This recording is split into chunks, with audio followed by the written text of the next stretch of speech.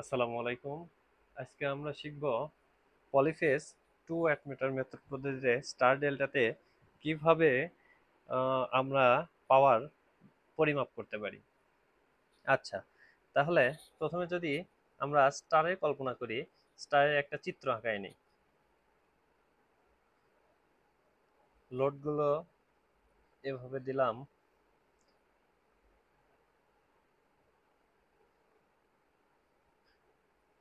আচ্ছা, এটার সাথে সিরিজে কি যাবে?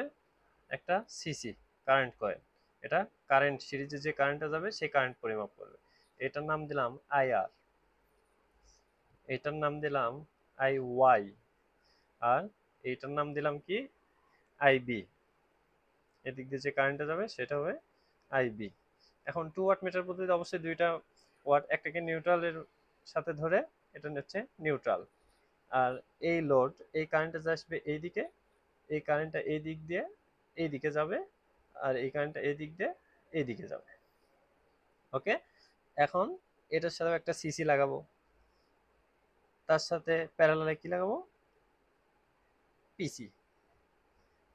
পিসিটার কাজ হচ্ছে ভোল্টেজ পরিমাপ করবে। আর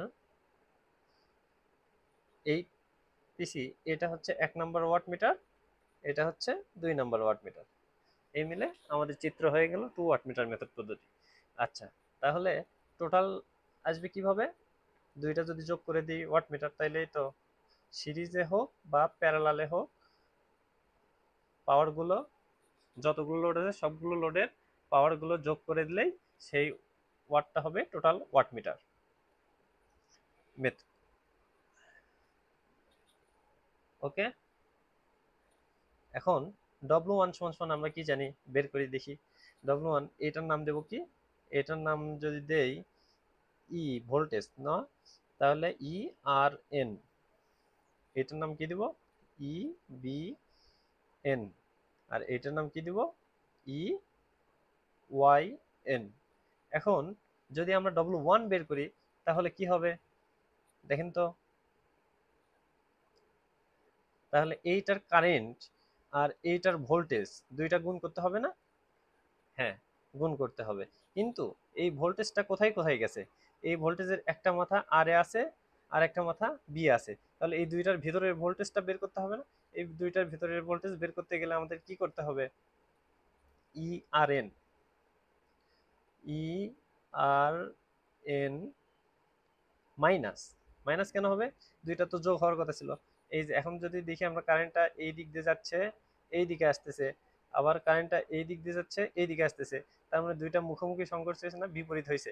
বিপরীত হলে কি হবে? মাইনাস হবে। যদি এই কারেন্টটা এই দিকে আসতো তাহলে কি হইতো? তখন কিন্তু যোগ হয়ে যাইত।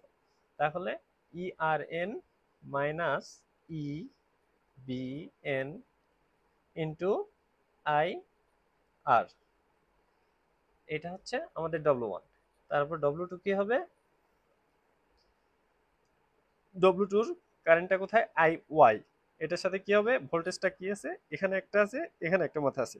তার মানে I E Y N minus E B N into I Y.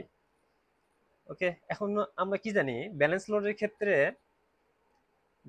ক্ষেত্রে I R plus I Y plus I N সমান সমান 0, তাই না? তাহলে সরি, এখানে বি হবে। তাহলে আইবি, তিনটা ফেজের কারেন্ট সমান সমান 0।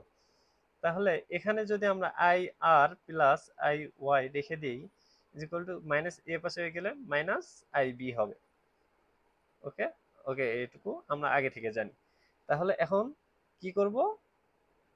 এখন দুইটা যোগ করে দেব, তাইলে আমার কি টোটাল পাওয়ার বের হবে।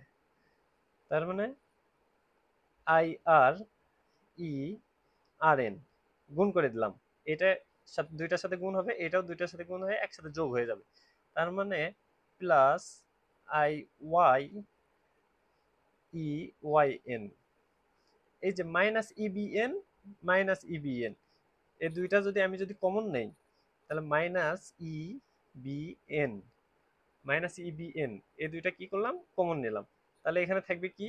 I R plus I Y. এখন এই I R plus I Y সমান সমান আমরা আগে থেকে জানি মাইনাস আই বি, এটা লেখা যায় না?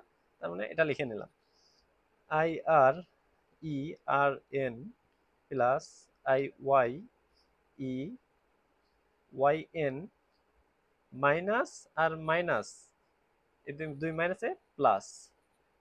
এখন I B E B N, এটাই আমাদের টোটাল কারেন্ট, সরি, এটাই আমাদের total power, three phase power. তার মানে এটাই হচ্ছে আমাদের অ্যান্সার। তাহলে এটা কি হলো? স্টারের ক্ষেত্রে আমরা জানি যে এই লোডের ভোল্টেজ আর কারেন্ট, সিরিজে যে কারেন্টটা যাবে, এই কারেন্ট, তিনটা কারেন্টের গুণফলই হচ্ছে পাওয়ার। গুণফলের তিনটা লোডের যোগফল, তিনটা লোডের পাওয়ার যোগফল সমান সমান থ্রি ফেজ ওয়াটমিটার।